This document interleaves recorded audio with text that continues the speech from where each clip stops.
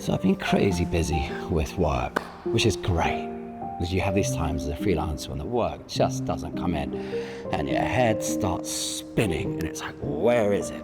And then other times, and gladly, it just comes in a rush and you have not a second for yourself. Last night, 16-hour shoot all day, managing multiple chaos, team of 20 people, huge lighting situation, getting the camera rolling, working with the artists, solving problems in the workflow. But before that, of course, all of those anxieties, fears, when you have a creative project and you're working for a client and you're trying to do your best and the damn cars are going by, the police. Yes, it was true.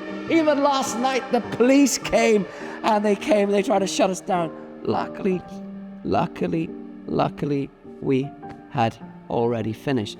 But then I came in today and it's my first day that I've had in about 10 days.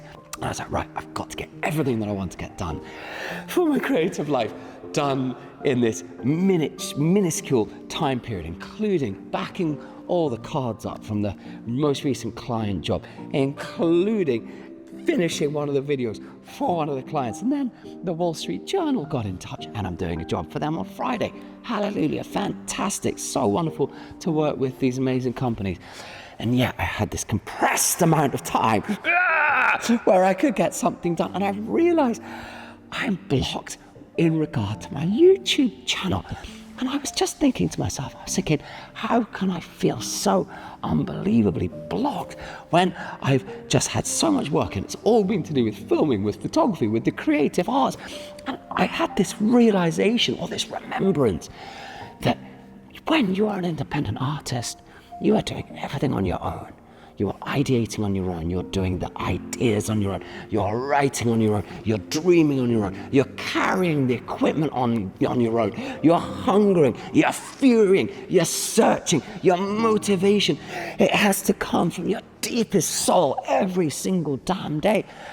And I was just there and I was like, man, it gave me this sense of profound empathy for all the artists out there, because I remember that every single day in your life you're trying to do this stuff in the void. And it's not just the artists and the creatives, we're all trying to build our lives on our own terms, doing what we have to do and trying to kind of stretch our own stuff and hustle it and on the side or carry it, like going to the cross, going to I mean, terrible it is, yet you carry your own cross on the way to Golgotha. And this is the thing, your own dream is the hardest thing to carry because it all has to come from you.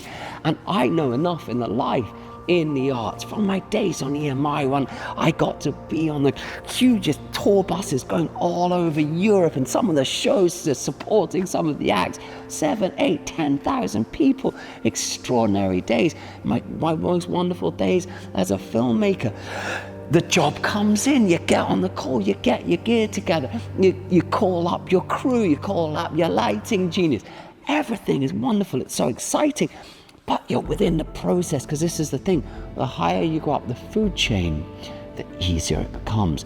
Yes, you have bigger pressures. Yes, you have different beasts to slay. Yes, there's different money, but just the levels go up. But the thing that they don't remind you is that your motivation is coming extraneously. It's coming from the outside. It's coming from the outside world into you, because the pressure, the clients, the storyboarding, the ideas, they're coming from a much wider sphere.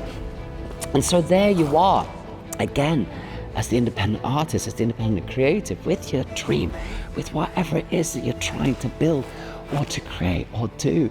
And it's just back you. And so I found myself back in my little creative studio in this incredible space where I'm just, the gods and luck and so much difficulty and obstacles and overcoming and barricades and blockades has given me the gift that I finally arrived in this amazing place in Mahalla, this place that inspired Fritz Lang's Metropolis.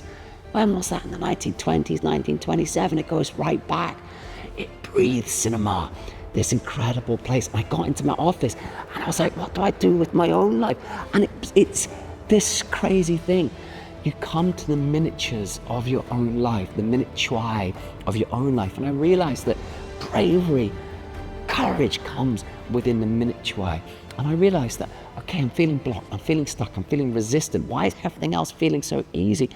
And I was having difficulty coming back to the center of my own life, of my own creativity, of my own drive, of my own why. And I sat there in this moment, realizing I didn't have to do anything. I could just be once again in this moment.